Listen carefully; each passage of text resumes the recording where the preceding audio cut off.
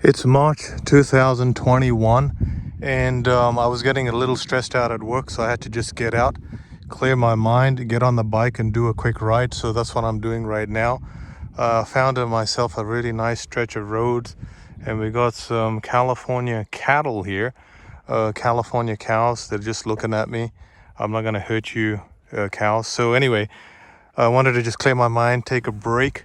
And so today we're going to talk about the Honda Goldwing. This is for Bulldog.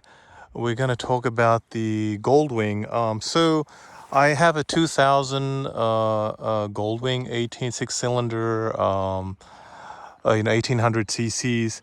And I'll just kind of make a few comments about that bike. As you can see, I didn't take the Goldwing out. I took the Tenere out because this is such an easy bike to ride, right, compared to the Goldwing. I think the Goldwing is fantastic if you have two people, two up. It's just absolutely fantastic.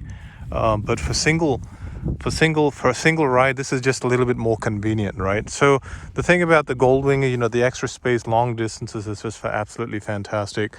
The thing that is also really cool about the Goldwing is the 6-cylinder flat engine. It's just an amazing engine.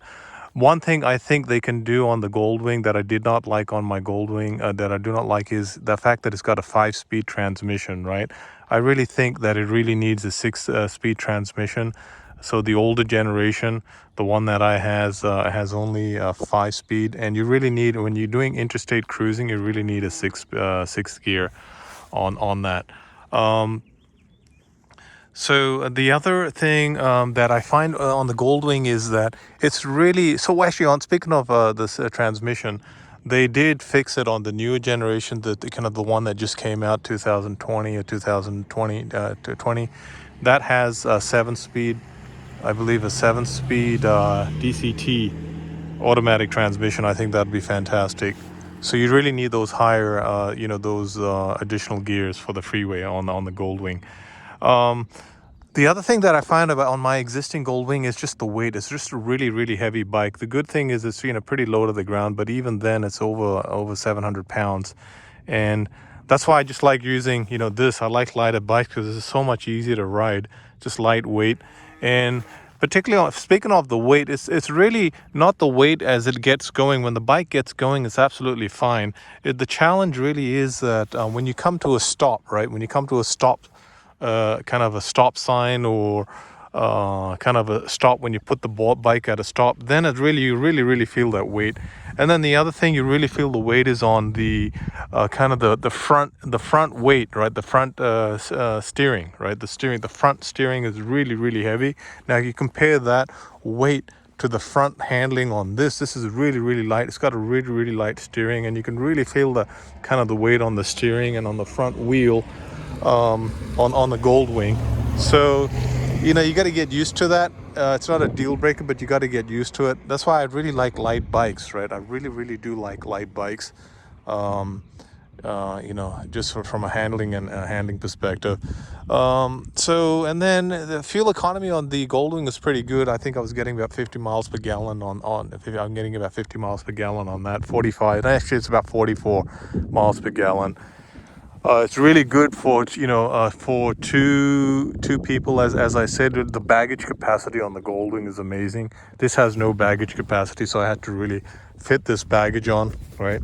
But the Goldwing comes with three baggages. But kind of, but if I look at my riding style, I really ride this. This is my go-to bike of choice. I don't really ride the other bikes as much as I ride the Tenere 700. Because this is such an easy bike to ride. It looks fantastic. It looks great. It just draws me to it. The Goldwing is a good bike, for two people. But typically, we hardly ever, I hardly ever ride with my wife. She hardly comes out riding with me. And it's on a very few occasions. But when she does, then, that definitely the Goldwing is more comfortable. So those are my initial comments on the...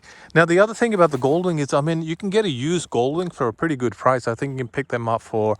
The one I have is a 2000 year, and you can pick them up for at least four and a half thousand. They're gonna have a lot of miles on it, but don't worry about Goldwings. They can last up to 200,000 miles. So that's a good thing about the Honda Goldwings. They're really reliable engines. They can go 200,000 miles plus.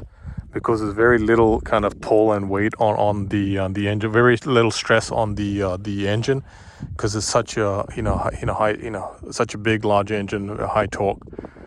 So yeah, and then the other thing about the Goldwing is, yeah, it's not, when you ride it on the freeway, there is quite a bit of wind buffeting with the standard screen, right? So that, because it's got this really big, huge front screen, you get a lot of wind buffeting over 75 miles an hour. But with this, it's a smaller screen, and I've got this funky thing, and so there's less wind buffeting on this, and you get more airflow in this cockpit compared to the cockpit in the Goldwing.